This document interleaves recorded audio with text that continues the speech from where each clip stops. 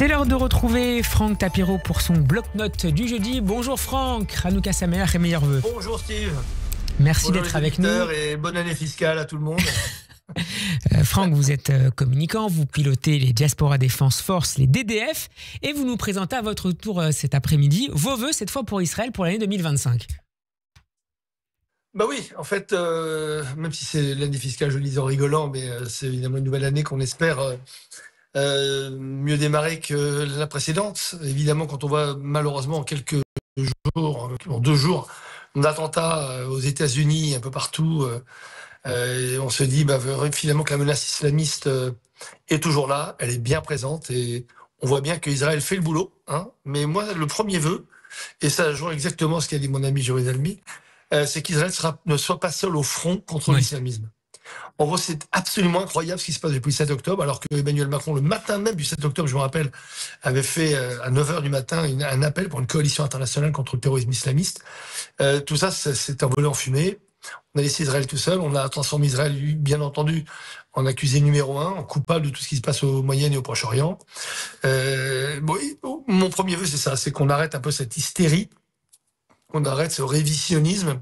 Mais vous y croyez à cette idée, au retour de cette idée d'une coalition internationale contre l'islamisme qui avait été proposée par Emmanuel Macron, en particulier lors de son voyage en Israël et qui avait été notamment critiquée en interne au sein des diplomates français qui la considéraient comme assez irréaliste? Mais oui, mais les gens confondent Israël et arabe. Islamisme et arabe. N'oublions pas qu'en France et en Europe, il y a une politique pro-arabe depuis toujours. Mais si on commence à confondre la politique pro-arabe qui vient, vous savez, des 2 chocs pétroliers des années 70, 73, 79, etc., avec une politique pro-islamiste, là, on part d'une mesure diplomatique qui est certes critiquable, c'est les accords de Barcelone des années 80, etc., à quelque chose qui est totalement intenable, c'est la complicité avec le terrorisme mondial. Et c'est ça qui est absolument absurde. Mais vous savez, on n'a que les politiques qu'on mérite, mais cette médiocratie ambiante politique, qu'elles sont en France, en Europe ou partout dans le monde, est terrible. Elle est inquiétante. Moi qui ai fait toute ma vie de la communication politique, mais à l'époque, on parlait vraiment de politique. Aujourd'hui, on parle même plus de politique. Les politiques eux-mêmes ne savent même pas ce que c'est que la politique, que la droite, que la gauche, que le centre. Alors vous imaginez, confondre la diplomatie avec l'islamisme, mais faut être complètement ouf. Je dis ce mot-là pour pas dire pire, parce que on est dans une dinguerie monumentale aujourd'hui. Et là, vous espérez par exemple que sur le cas du Yémen, on évoquait tout à l'heure avec notre invité Raphaël Jérusalemi cette idée d'une internationalisation de la crise au Yémen pour permettre de lutter contre cette milice terroriste chiite aux côtés des États-Unis, de la France ou de la Grande-Bretagne. C'est la meilleure option pour y mettre fin et permettre le retour à la stabilité du commerce maritime international? Mais c'est pire que ça, c'est la seule et unique solution pour le monde entier de se débarrasser de l'hydre islamiste, c'est de faire une coalition pour aller de façon, quoi qu'il arrive, détruire la monarchie iranienne. Moi, je le dis depuis le 7 octobre après-midi. Alors, je savais très bien que l'Iran n'était pas derrière les attaques du 7 octobre. J'en reviendrai longuement d'ailleurs, parce que vous savez, je le dis depuis des mois et des mois et des mois. Si ça avait été l'Iran vraiment derrière les attaques du 7 octobre, ça ne se serait pas passé comme ça. Il y aurait plus de coordination avec le Hezbollah le même jour, avec la Cisjordanie, ça aurait été plusieurs fronts. Je pense qu'il y a eu heureusement pour Israël, un manque de coordination, et je pense que le Hamas a voulu attaquer tout seul. Dieu merci. Mais aujourd'hui, la vraie problématique, c'est qu'Israël, et c'est le souhait, et que le monde entier doit se débarrasser de l'hydre islamique piloté uniquement par la tête du serpent, qui est la monarchie iranienne. Je ne confonds pas l'Iran avec la monarchie d'Iran, avec bien entendu les gardiens de la Révolution, qui est la pire armée terroriste dans le monde. On croit que les gardiens de la Révolution n'agissent qu'en Iran, c'est faux. C'est la pire armée terroriste diffusée dans le monde entier. Ils sont armés, ils ont des moyens énormes de renseignement. Donc, tant qu'on n'aura pas débarrassé le monde de cette monarchie iranienne... Et vous pensez que le début de l'administration... Vous pensez, Franck, que le début de l'administration Trump va permettre justement d'aller plus loin à la fois contre les Houthis, mais aussi dans la fragilisation de la République islamique d'Iran, notamment à travers une politique de sanctions, mais peut-être pas seulement? Écoutez, déjà, comme l'a dit Raphaël Jérusalemi, je ne comprends pas que Biden n'ait pas agi tout de suite avec les Houthis. Ça, c'est un truc complètement absurde. Et même si c'est un proxy quand même qui menace avec des engins supersoniques. C'est très, très compliqué, surtout que l'arme antimissile supersonique de laser développée par Israël n'est pas encore au point. Donc, il faudra faire très attention. Mais c'est totalement incroyable ce qui est en train de se passer. Pourquoi? Parce qu'on sait très bien que Trump, bien entendu, on peut dire que c'est une bonne nouvelle. Pour l'instant, il ne fait qu'annoncer les choses. On imagine qu'à partir du 20 janvier, ça va changer.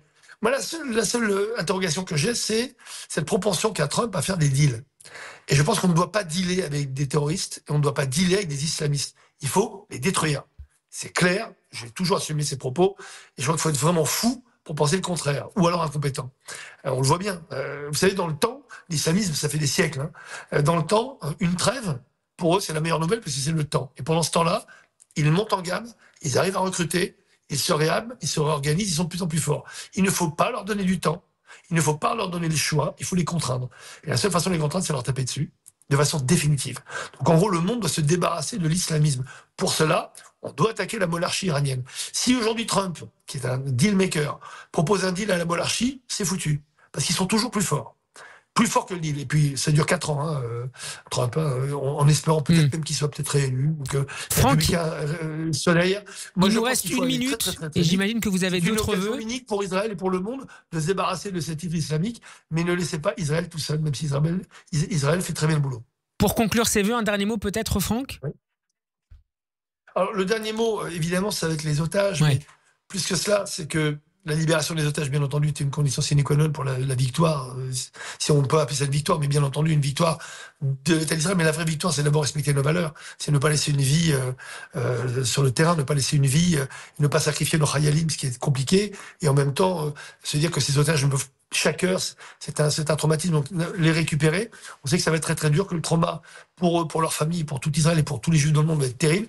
Et malheureusement, je peux vous dire que je prévois quand même une grande vague de solitude au moment de leur libération, contrairement à ce que tout le monde pense. Même s'il y a aujourd'hui des langues qui se délient, on explique les conditions épouvantables, traumatisantes, les viols, les agressions permanentes en tant qu'otage. Je peux vous dire que Israël et les Juifs vont se sentir encore plus seuls parce que vous allez voir que le monde entier va détourner son regard, va estimer que finalement on l'a bien cherché. Vous savez, je suis pourtant très optimiste, mais je pense que on n'est pas au bout de nos mauvaises surprises. Quand vous allez voir le manque de solidarité mondiale par rapport aux otages, quand ils seront libérés, s'ils le sont un jour, je pense qu'il va falloir encore beaucoup de force, beaucoup d'opiniâtreté, beaucoup de courage. Force et courage. Je peux vous dire qu'on va être encore plus seul, mais vous connaissez mon slogan, seul mais ensemble. Mais ensemble. Merci beaucoup, Franck Tapiro, d'avoir été avec nous. On peut vous retrouver notamment sur notre chaîne YouTube. Hanouka Sameach. Bon après-midi, à la semaine prochaine. Hanouka Sameach. Bonne fête.